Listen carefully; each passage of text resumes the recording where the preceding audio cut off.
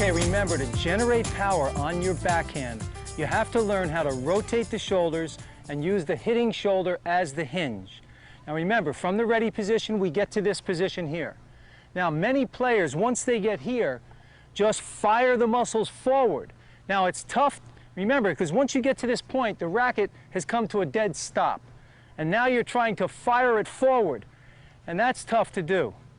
What you want to do is learn to rotate the shoulders and use the hitting shoulder as the hinge. So once you get to this position here, you're going to rotate the shoulders this way.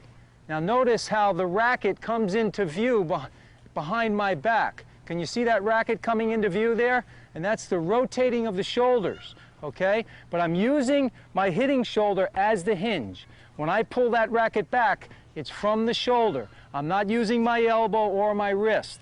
Okay, so remember, once you get to here, show the racket behind your back and then let it go. By the time the racket reaches this position here, the racket is moving about 10 to 15 miles per hour and picking up speed fast. Okay, I'm going to practice showing my racket now behind my back. If you notice, remember, you don't want to just stop here and then swing forward. You want to get the racket moving. Now notice here, now you can see the racket behind my back. See it back there? Then you just throw the arm.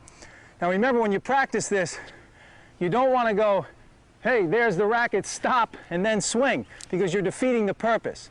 Remember, this movement here gets the racket moving. It's going to give you more power. By the time the racket reaches this position, the racket is going about 10 or 15 miles per hour and picking up speed fast. So that's the idea. Remember, show the racket behind the back.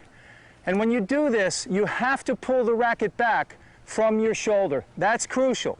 You don't want to bring it back from the elbow or use the wrist. Keep the hitting arm extended and pull the racket back from the shoulder. So just try and show your racket to your opponent on the other side, or if you're working with a pro, show the racket behind your back and then just let it go. Okay, here we go. I'm going to practice a few.